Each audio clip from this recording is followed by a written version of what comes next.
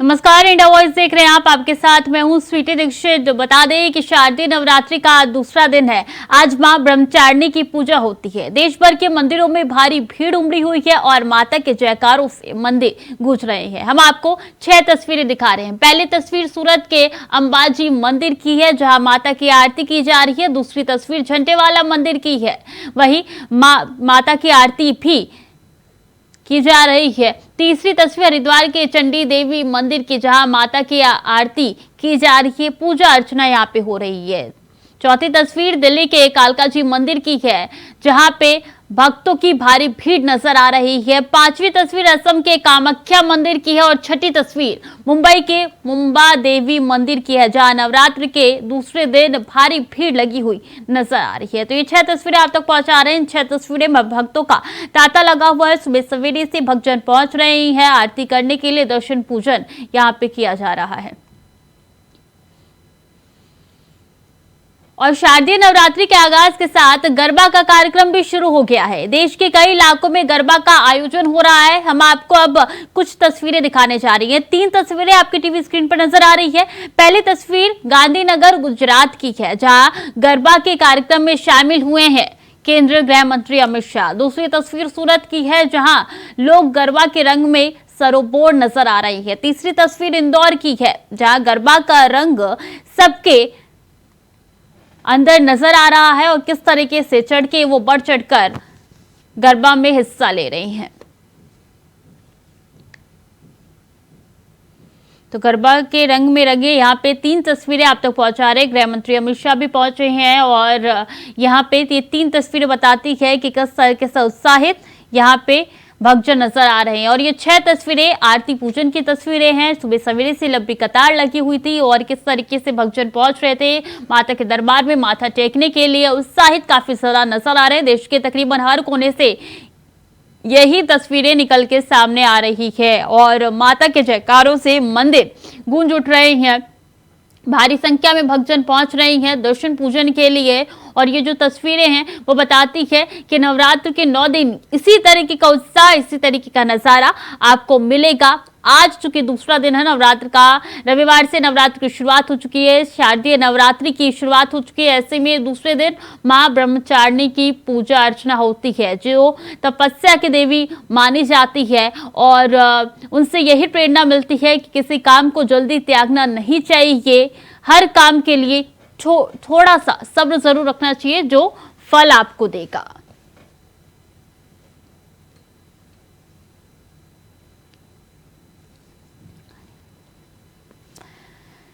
तो मां ब्रह्मचारिणी की पूजा अर्चना आज के दिन की जाती ही है। हर तरफ से यही तस्वीरें निकल के सामने आ रही है। और दूसरी तरफ अगर बात अहमदाबाद, सूरत, गुजरात की जाए तो वहां पे कुछ अलग ही नजारा देखने को मिलता है, क्योंकि इन इलाकों में तकरीबन गरबा खेला जाता है और रात के वक्त जो है यहाँ पे हर तरफ से जगमगाहट ही दिखाई देती है।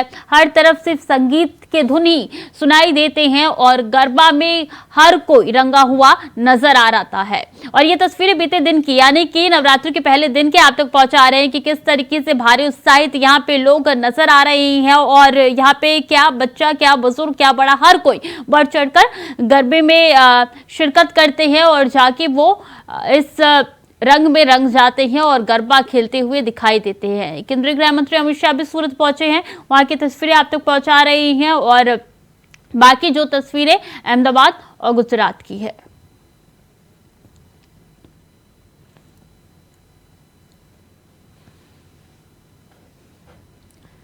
तो नवरात्र का दूसरा दिन, मां ब्रह्मचारिणी की पूजा अर्चना, और ये तस्वीरें हम आप तक लगातार पहुंचा रहे हैं। चाहे दिल्ली के झंडेवाला मंदिर की बात की जाए, मुंबई के मुंबी मंदिर में, या फिर माता वैष्णो देवी में, वहां पे तो कुछ अलग ही तस्वीरें निकल के सामने आती है। नवरात्र के 9 दिन जमकर यहाँ पे भक्तजन पहुंचते हैं और पूजा अर्चना करते हैं, माता के दरबार में माथा टेकते हैं। वहां पे तैयारियां काफी दिनों पहले से शुरू हो जाती है।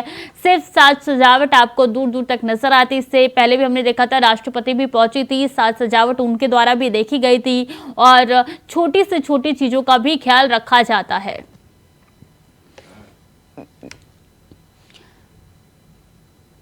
चलिए खबरों में आगे बढ़ेंगे। इजराइल और फिलिस्तीन के बीच चल रहे युद्ध में मौलाना ने फिलिस्तीन के पक्ष में पोस्ट किया है।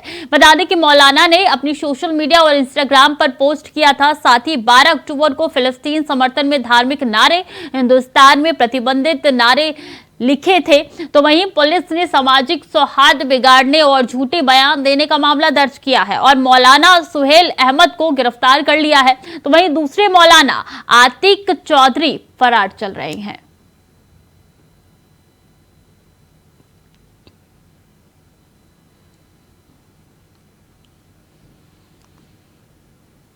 कुशीनगर की लक्ष्मीपुर गांव में नवरात्रि के पहले दिन कलश यात्रा निकाली गई। तभी महिलाओं पर अल्पसंख्यक लोगों ने ईंट के टुकड़े फेंक दिए। तो वहीं अल्पसंख्यक समुदाय के लोगों ने वाहनों पर भी जमकर पथराव किया, जिससे यात्रा में 2 बच्चे भी घायल हो गए। बता दें कि अल्पसंख्यक समुदाय के एक व्यक्ति के छत पर पहले से ईंट के टुकड़े जमा थे। तो वहीं सूचना मिलते ही पुलिस अधीक्षक रितेश कुमार मौके पर पहुंचे।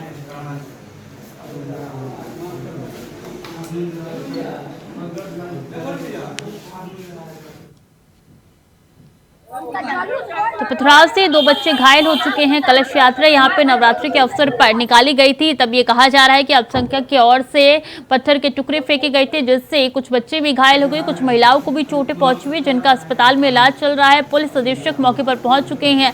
जांच पड़ताल उनके द्वारा की जा रही है। कौन ऐसे असामाजिक तत्व थे जिनके द्वारा पथराव किया गया था, उनकी जांच पड़ताल में लगातार यहाँ पे पुलिस लगे हुए हैं। तो कहा यह जा रहा है कि 2 बच्चे घायल हुए इस पूरे पथराव पे, जिनका इलाज अस्पताल में हो रहा है।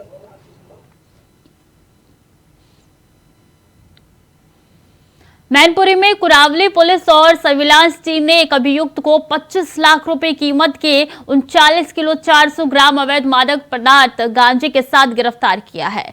बता दें कि एसपी ने प्रेस वार्ता कर मीडिया के सामने अभियुक्त का चेहरा बेनकाब किया है।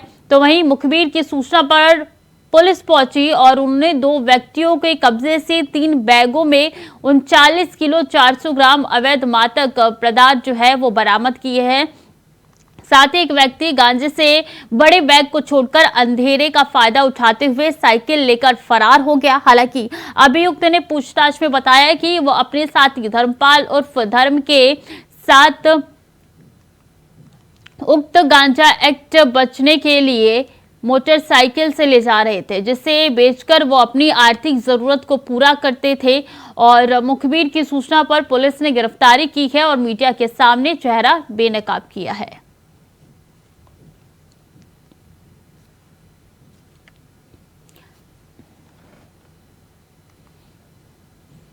और मुरादाबाद में शौर्य यात्रा निकाली गई। यात्रा बजरंग दल कार्यकर्ता और विश्व हिंदू परिषद के द्वारा निकाली गई। कार्यकर्ता बुलडोजर पर चढ़कर यात्रा में शामिल हुए। बता दें मुरादाबाद रामपुर हाईवे से शुरू होकर शहर के बीच स्थित पंचायत भवन तक यात्रा निकाली गई। अयोध्या में भगवान श्री राम की प्राण प्रतिष्ठा के पूर्व ये यात्रा निकाली गई। चूंकि अयोध्या में भगवान राम की प्राण प्रतिष्ठा होने जा रही है जनवरी में, उसको लेकर ये यात्रा निकाली गई। विश्व हिंदू परिषद और बजरंग दल की ओर से यात्रा निकाली गई, जिसकी तस्वीरें आप तक पहुंचा रही हैं।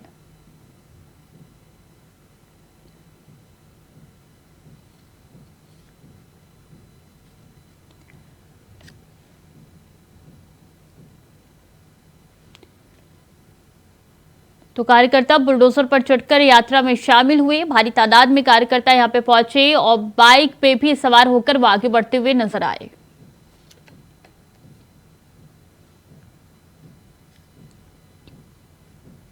बीकानेर के लूणकर नसर्व के भीमसेन राजकीय महाविद्यालय में RKCL का पेपर चल रहे थे, पर कुछ विद्यार्थी समय पर कॉलेज नहीं पहुंचने की वजह से परीक्षा नहीं दे पाए। बता दें कि कॉलेज प्रशासन का कहना है कि गाइडलाइन के अनुसार 9:30 बजे तक छात्रों का प्रवेश देना था। उनके बावजूद भी हमने 9:40 तक गेट खुला रखा, जिसका प्रूफ सीसीटीवी कैमरे में देखा जा सकता है। तो वहीं दूसरी ओर प्रवेश नहीं मिलने से नाराज 7 लड़कों और 3 लड़कियों ने कॉलेज प्रशासन पर मनमानी का आरोप लगाया है। तो बीकानेर में चूंकि परीक्षा चल रही थी और ऐसे में कॉलेज प्रशासन पे आरोप लगाया है मनमानी करने का। छात्रों द्वारा ये आरोप लगाया गया है। सर गाइडलाइन में 9:30 का खबर हमीरपुर से है, जहां मामूली कहासुनी पर आपस में महिलाएं भिड़ गई। बता दें कि महिलाओं ने एक दूसरे के साथ मारपीट की। वहीं महिलाओं के मारपीट का लाइव वीडियो सोशल मीडिया पे वायरल हो गया। सूचना मिलते ही मौके पर पहुंची पुलिस कार्रवाई में जुट गई है। मामला मौदहा कोतवाली इलाके का बताया जा रहा है, जहाँ दो महिलाएं आपस में भिड़ती हुई नजर आ रही है। ये वीडियो सोशल मीडिया पे वायरल है। मौदहा का ये पूरा वीडियो बताया जा रहा है।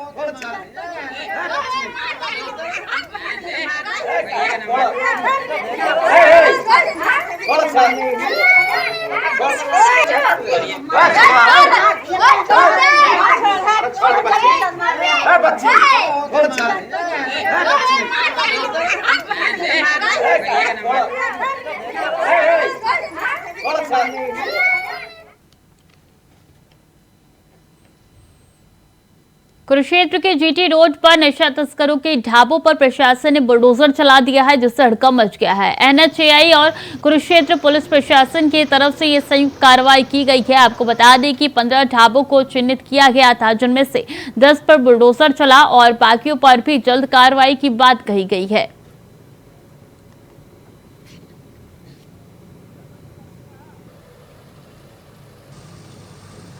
तो जल्द बाकी ढाबों पर भी कार्रवाई होगी। इससे पहले आपको बता दें कि बाकी ढाबे जो इससे पहले थे उन पे भी कार्रवाई की गई है। नशा तस्करों पर यह कार्रवाई हो रही है, जहां बुलडोजर की सहायता से ध्वस्त किया जा रहा है। कुरुक्षेत्र की ये तस्वीरें आप तक पहुंचा रहे हैं।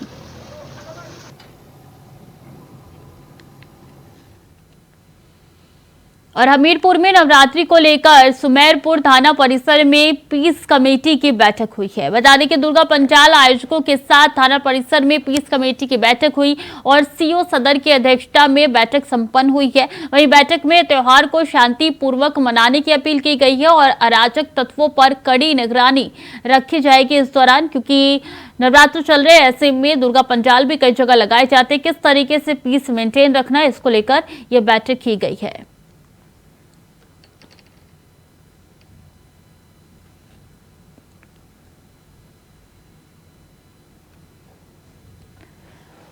तो दुर्गा पंडाल आयोजकों के साथ ये बैठक हुई है, पीस कमेटी की बैठक हुई है। काफी देर तक ये बैठक चली, किस तरीके से आगे मेंटेन रखना है, इसको लेकर ये बात की गई इस बैठक में।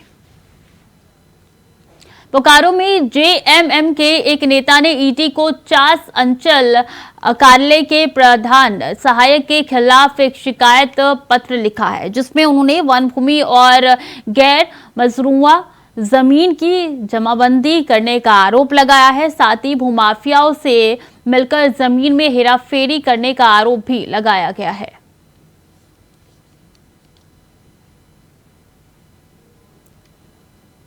तो जेएमएम नेता ने ईडी को पत्र लिखा है। भूमाफियाओं के खिलाफ ये कई आरोप लगे हैं। इसी के साथ बता दें कि जमीन को लेकर ये पत्र जो ईडी को लिखा गया है, कार्यालय के प्रधान सहायक के खिलाफ ये पत्र लिखा गया है। भूमाफियाओं के साथ मिलकर हेराफेरी का आरोप उन पर है।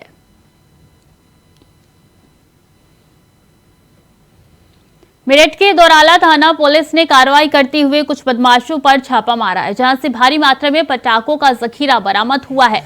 आपको बता दें कि अलग अलग गोदामों में पटाखों का जखीरा रखा गया था। एसडीएम सरधना नीरज राठौर के नेतृत्व में प्रशासन की टीम ने यह कार्रवाई की है।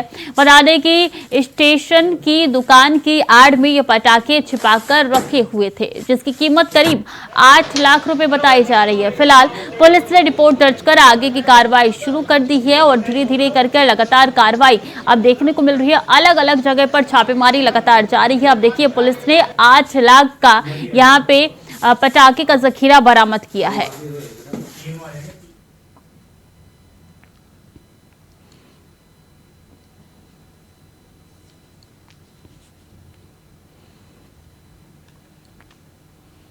हरियाणा के अंबाला में घरेलू एयरपोर्ट की भूमि का सीएम मनोहर लाल ने शिलान्यास किया है। साथ में उप मुख्यमंत्री दुष्यंत चौटाला, गृह मंत्री अनिल विज मौजूद हैं। वैदिक मंत्रों से भूमि पूजन भी शुरू हुई है। बता दें, सरकार ने आरसीएस स्कीम में अंबाला से श्रीनगर, बनारस, दिल्ली, जयपुर और अमृतसर के लिए यात्री हवाई यात्रा शुरू करने को केंद्र सरकार के पास आवेदन किया है। गुरुग्राम में भी जल्द हेलीपैड को बनाया जाएगा। सरकार ने इस मामले दिशा में मजबूत कदम उठा लिया है। सीएम मनोहर लाल बोले कि भविष्य में देहरादून, शिमला और लखनऊ के लिए भी रूट बन सकता है।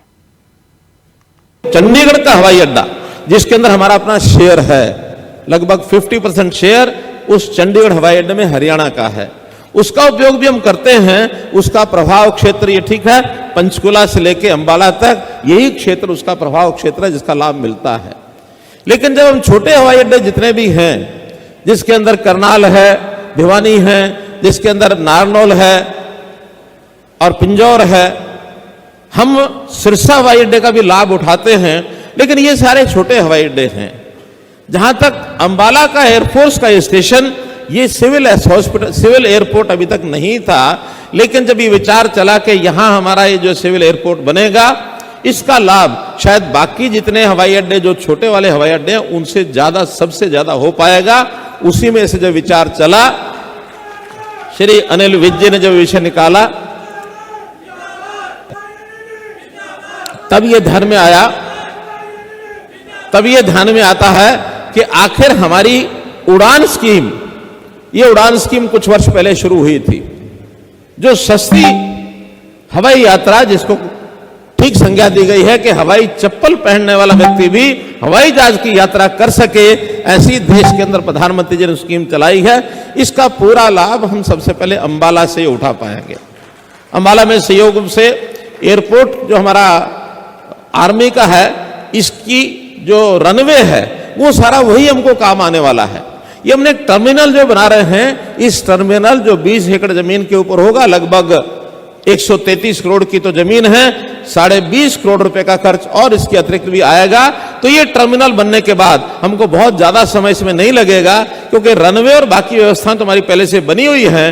तो मैं समझता हूं जिन रूट्स के लिए हमने अप्लाई किया है, उसमें कुछ रूट्स तुरंत प्रारंभ होंगे, कुछ जैसे जैसे सवारियों की डिमांड होगी, जैसे जैसे हमारे रेलवे के यात्री किधर से ज्यादा जाते हैं, उनका समय बहुत बचने वाला है। तो ऐसे सब रूट्स के लिए कुछ रूट्स जैसे बताए हैं, मैं इसके अतिरिक्त भी, जैसे मानो देहरादून है, यहां का भी रूट बन सकता है।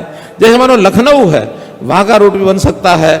अमृतसर की बात आ गई है, जयपुर की बात आ गई है, ऐसे ही शिमला का रूट ये भी यहां से बन सकता है। तो ऐसे आसपास के नजदीक के रूट ये सारे अगर खुलेंगे तो अंबाला और इसके आसपास के जिलों के लोगों को बहुत बड़ी सुविधा ये होने वाली है। और मुझे तो कई बार लगता है कि चंडीगढ़ का जो यात्री है, बजाय वो चंडीगढ़ एयरपोर्ट के, क्योंकि वहां की शायद उड़ान की परमिशन बहुत ज्यादा नहीं मिलने वाली, जैसे डोमेस्टिक और बड़ी अंतर्राष्ट्रीय स्कीम जो है, वो उड़ान चंडीगढ़ से अगर भरते हैं तो स्वाभाविक है जो हमारी डोमेस्टिक ये जो उड़ान है, उड़ान स्कीम के अंतर्गत जो हवाई यात्रा है, ये अंबाला चंडीगढ़ को भी सपोर्ट करने के लिए एक एयरपोर्ट ये बनने जा रहा है। तो मित्रों, मैं यही कहूंगा कि जहां कहीं एयरपोर्ट हो जाता है, उसके साथ साथ निवेश, उसके साथ साथ उद्योग, उसके साथ साथ हर प्रकार की, चाहे वो आर्थिक प्रगति हो, चाहे अन्य इंफ्रास्ट्रक्चर की चीजें हो, स्वाभाविक आगे बढ़ती हैं।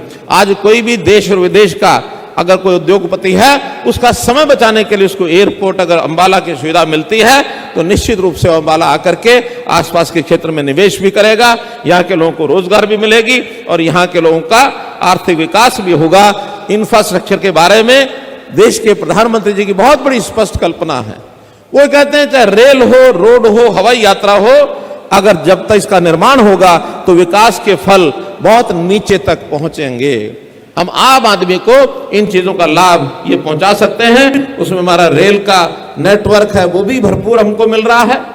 जैसे भी करनाल से लेकर और यमुनानगर की रेल लाइन, इसकी आवश्यकता थी। हमने रेल मंत्री जी को कहा, उन्होंने तुरंत स्वीकार किया कि एक रेल लाइन जो हमारे हरियाणा के पश्चिम छोर से लेकर और करनाल से जगाधरी होते हुए बाद में हरिद्वार और उत्तर भारत के अन्य शहरों तक भी पहुंच सकते हैं, वो रेल लाइन मंजूर हुई है। चलिए इस बीच अहम जानकारी का रुख करेंगे। बुलंदशहर के दौरे पर आएंगे सीएम योगी आदित्यनाथ। महिला सम्मेलन को संबोधित करेंगे मुख्यमंत्री। टीपी नगर में होगा विशाल महिला सम्मेलन कार्यक्रम। तो बुलंदशहर के दौरे पर सीएम योगी आदित्यनाथ रहने वाले हैं। बता दें कि महिला सम्मेलन को संबोधित करेंगे मुख्यमंत्री योगी आदित्यनाथ। विशाल सम्मेलन यहाँ पे होने जा रहे हैं। इससे पहले भी महिलाओं को संबोधित करती हुई तमाम बड़ी बातें महिलाओं के बारे में सीएम योगी आदित्यनाथ ने बोली। उनकी सुरक्षा को लेकर उन्होंने बयान दिया है। टीपी नगर में होगा विशाल कार्यक्रम जिनमें शिरकत करेंगे सीएम योगी आदित्यनाथ। बुलंदशहर के दौरे पर प्रदेश के मुखिया रहने वाले हैं और शिरकत करने वाले हैं। महिला सम्मेलन में संबोधित भी वो इस दौरान महिलाओं को करेंगे। बता दें कि ये काफी अहम कार्यक्रम है जिसमें टीपी नगर में होगा ये विशाल महिला सम्मेलन कार्यक्रम जिसमें प्रदेश के मुखिया शिरकत करेंगे।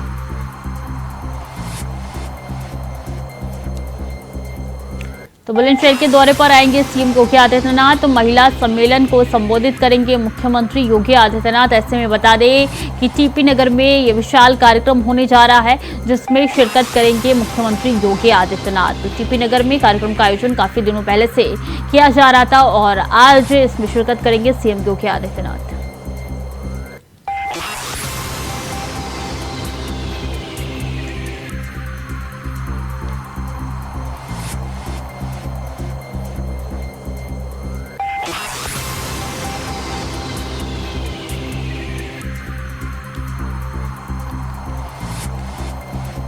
बुलंदशहर के दौरे पर आएंगे सीएम योगी आदित्यनाथ। बता दें कि महिलाओं को संबोधित भी करेंगे यहाँ पे। इससे पहले भी महिलाओं को संबोधित कर चुके हैं सीएम योगी आदित्यनाथ। उनकी सुरक्षा को लेकर उनकी तरफ से लगातार चेतावनी दी जा रही है। पुलिस प्रशासन को कोई भी कोताही ना बरती जाए और सुरक्षा सर्वप्रथम रखा जाए प्रदेश में। और ये तस्वीरें आप तक पहुंचा रहे हैं टीपी नगर की।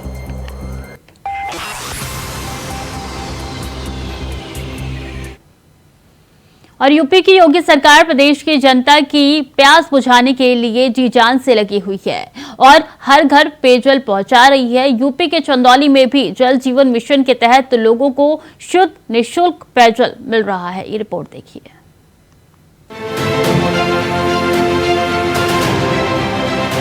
देशवासियों की प्यास बुझाने के लिए केंद्र की मोदी सरकार की तरफ से जल जीवन मिशन की शुरुआत की गई थी, जिसके जरिए लोगों के घरों तक स्वच्छ पेयजल पहुंचाने का लक्ष्य रखा गया था, जिसकी धार को यूपी में रफ्तार दी योगी आदित्यनाथ सरकार ने।